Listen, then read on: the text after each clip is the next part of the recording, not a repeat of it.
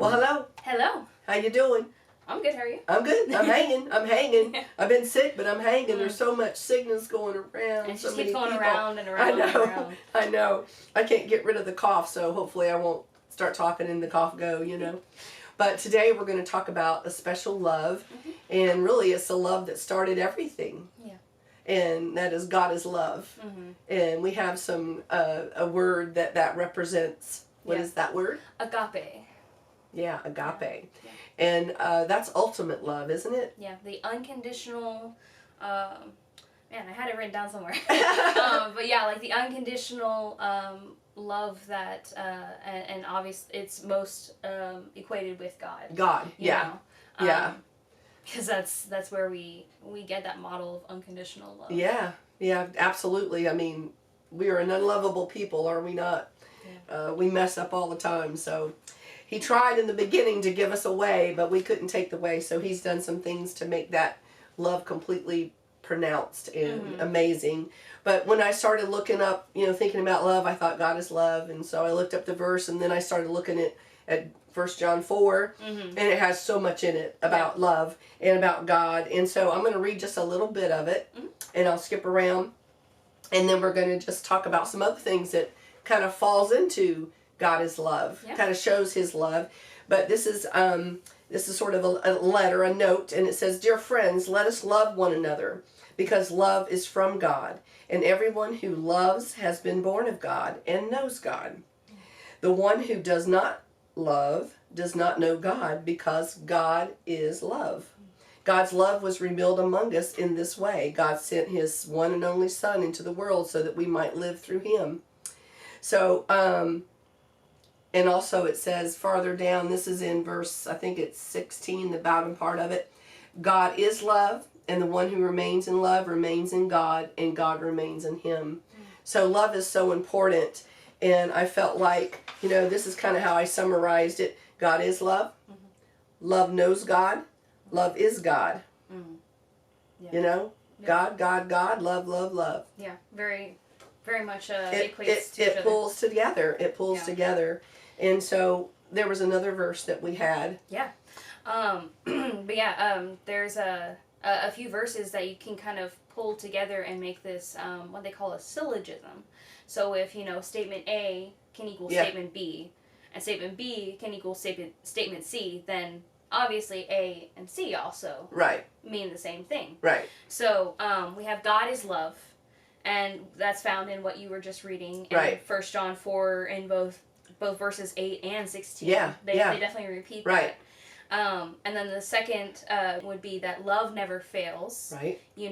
Or I guess love to fail, like that love is never going to fail. Right.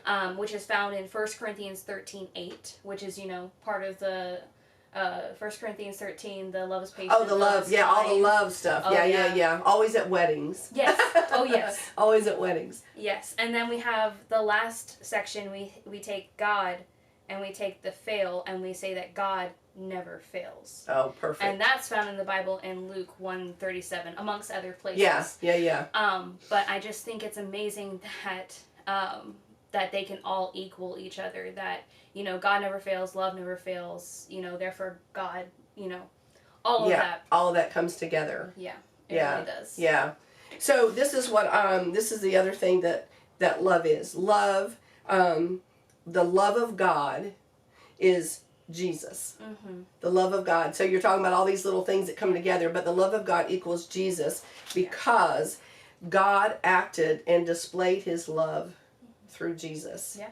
And he had promised Jesus throughout the years, and he never fails in his promises. No, he doesn't. And it's this word manifest, which is the action of something that happens. And so God's love was manifested in Jesus. I think I had a sentence. It was displayed. That was another word, displayed. I like that word. Yeah. Displayed. He was displayed on the cross for all to see. Yes, he was. There was more than, absolutely. So we have that, that sacrifice. Yeah, so we go to the ultimate God is love verse of John 3:16. That's right. For God so loved the world that he gave his only Son, That whoever believes in him shall not perish, but have eternal everlasting life. That's right. Everlasting. It depends on which version you go with. Like I've had it memorized. Eternal I think since life. the NIV since I was little. Yeah. But the gist of it is that God sent His Son so that we could be saved, and it was His only Son. You know, He made that sacrifice of allowing His only Son to perish and take on the sin of the world, even though He lived a perfect life. Yeah. And He was perfect. Yeah. That's how he became the unblemished lamb, right? Yes. Yeah. And so it's just amazing that salvation really is then just believing that Jesus died and rose again, and has saved you from your sins. Yeah. And that we don't have any conditions. Like we were saying, agape is unconditional love. Yeah. God sent His Son. That gift is there. You just have to accept it. There is no conditions. Right. The only thing we have from that is fruits. After accepting Jesus. Yeah. We have love, joy, peace, patience, kindness, goodness, faithfulness, gentleness, and self-control. Yep, there we go. Yeah. But we have no conditions, no strings attached when we take God's love. Right. We just have to take it. We have to take it, yeah. And this was the other verse, and I didn't write the name down. I didn't write the version down, but it's if God loved us so much, He was willing to give up His Son. Yeah. How much more should we love each other? Yeah.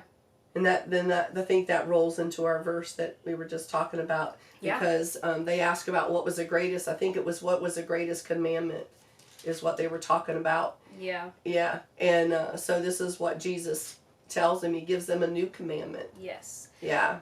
So in John 13:34, He says, "A new commandment I give to you, that you love one another, just as I have loved you, but also you also are to love one another." Yeah.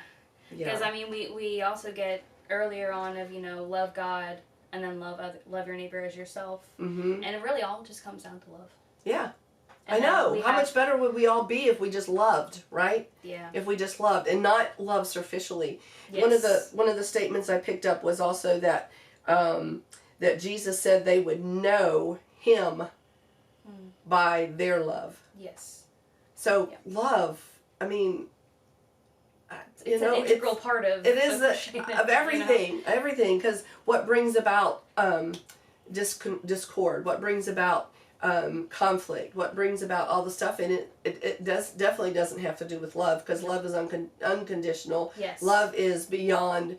It's looking beyond the mistakes, looking beyond the differences.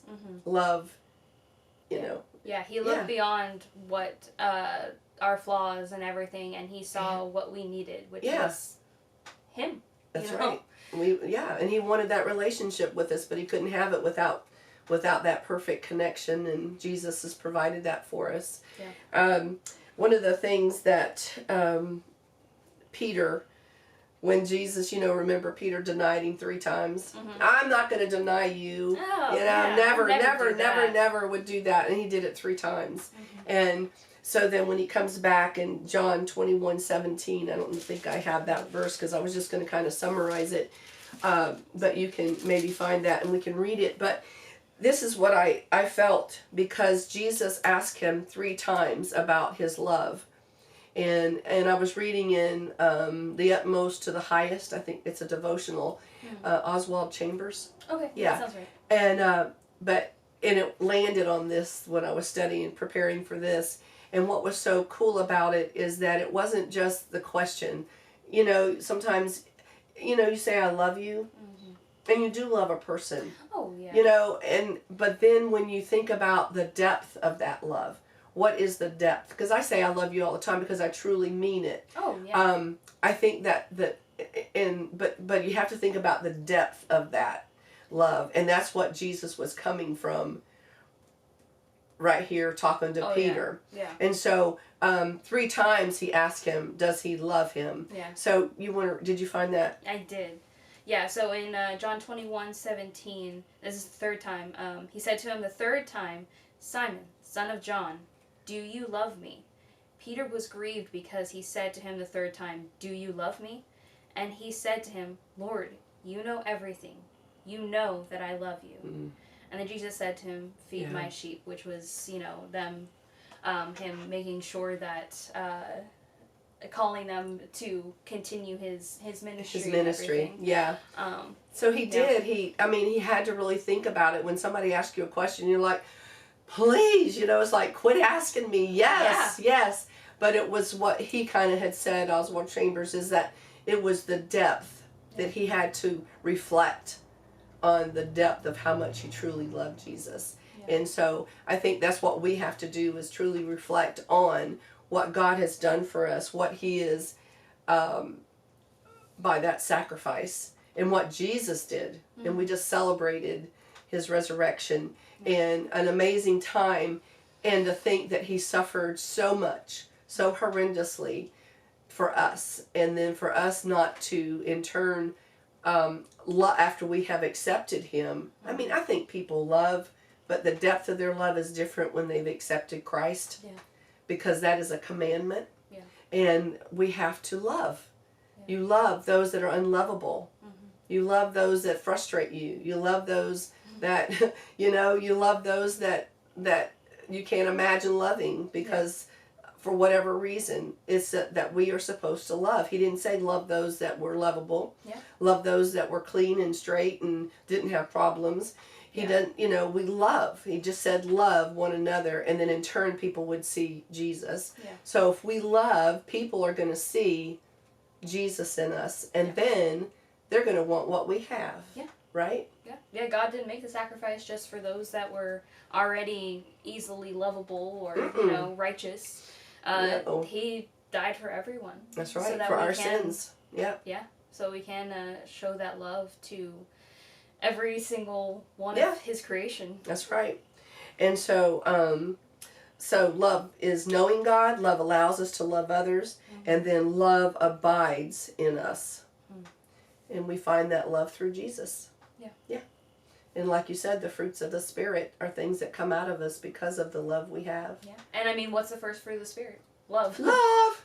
Love. And like we talked about when we were talking about the fruits of the Spirit, it just seems that love is just at the base of all those other ones. It absolutely you is. have to have that deepest love to be able to know peace and joy, and to be self-controlled and all that jazz. That doesn't mean we're perfect. I'm just saying. But if we practice that, that's truly would make the world go round, make it better, right? Yeah. Yeah. Love. L-O-V-E. L-O-V-E. Well, we've done, okay, let's say the names of the things that we've done. Will we remember? Yes. Okay, so. Right. So we got Sorge. Sorge. I'm trying to see if I can remember in order. I think when we did Eros. Uh-huh. And then we did Philia. Yeah. And then Agape. Yeah. That's the last one. Yeah. Man, we're so we did it. We went through all of those. And that Yeah. has to do with, love between people, love between a man and a wife, or a man and a woman, and eventually may become a wife, and then the love that is between neighbors and friends and that sort of thing, and then we didn't really leave it for last because it was last, but really it was first. Yeah. But the love that God has for us creates all that other type of love that we have. Yeah. So. Yeah.